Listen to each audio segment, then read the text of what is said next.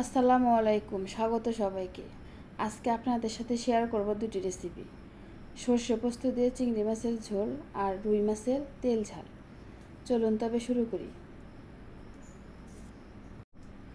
মশলাটা তৈরি করার জন্য কড়াইয়ে অল্প পরিমাণ তেল দিয়ে নিব। তেলে পেঁয়াজ, রসুন, আদা, গোটা জিরা, গোটা ধনিয়া, শুকনো মরিচ দিয়ে আস্তে আস্তে ভেজে নেব, চুলার আঁচ কমিয়ে, যাতে পুড়ে না যায়। ভাজতে ভাজতে মশলার কালারটা চেঞ্জ হয়ে গেলে আমরা নামিয়ে নেব। দেখেন আমার মশলাটার কালার চেঞ্জ হয়ে আসছে, এখন আমরা নামিয়ে নেব।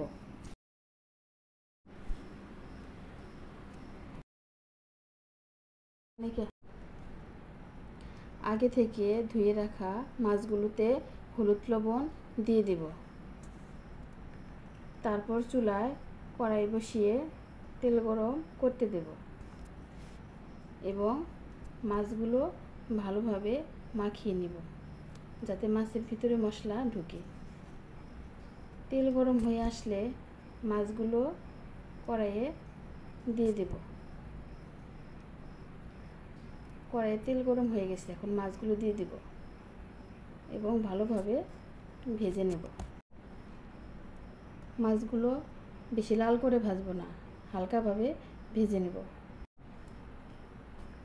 মাছগুলো বেশি শক্ত করে ভাজবো না, হালকাভাবে ভেজে নেব।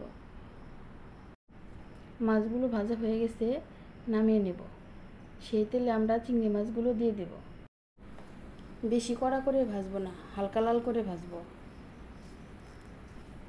চিংড়ি মাছগুলো ভাজা হয়ে গেছে, এখন নামিয়ে নেব। চিংড়ি মাছগুলো নামিয়ে নিলাম।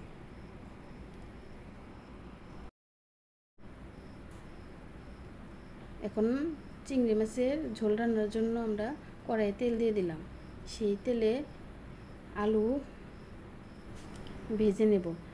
আলু ভাজার জন্য তেলে লবণ, হলুদ দিয়ে দিব, দিয়ে ভালোভাবে নাড়ব।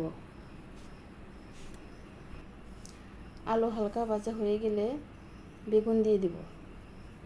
বেগুন দিয়ে কিছুক্ষণ সময় আমরা ভাজব। দেখুন ভাজতে ভাজতে আলু বেগুনের কালার চেঞ্জ হয়ে আসছে।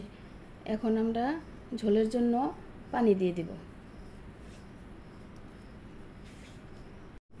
পানিটা দিয়ে একটু ভালোভাবে মিশিয়ে ঢাকা দিয়ে দিব। আলু বেগুন সিদ্ধ হয়ে আসলে নামিয়ে নেব।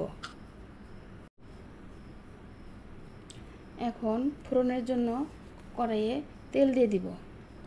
তেল গরম হয়ে আসলে পাঁচফোড়ন যোগ করব।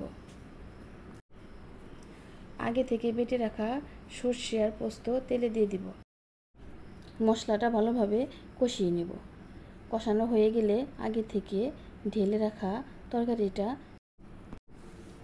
কড়াইয়ে দিয়ে দিব।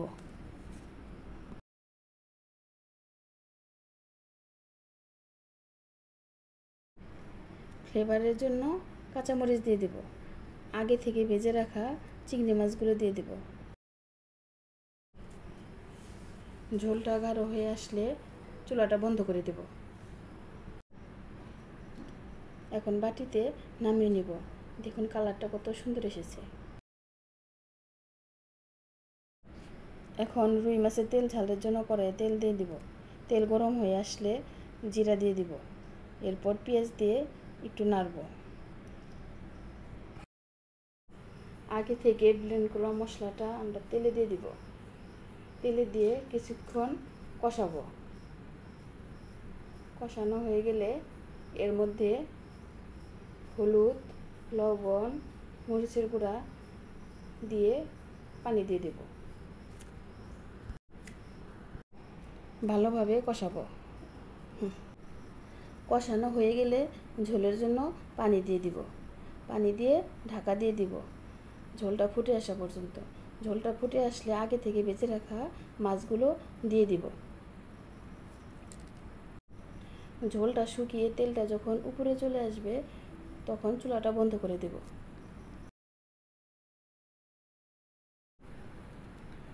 একটা বাটিতে নামিয়ে নেব। দেখুন কত সুন্দর কালার এসেছে। যদি ভিডিওটা আপনাদের ভালো লেগে থাকে তাহলে বাসায় চেষ্টা করতে পারেন। ভিডিওটা দেখার জন্য সবাইকে ধন্যবাদ।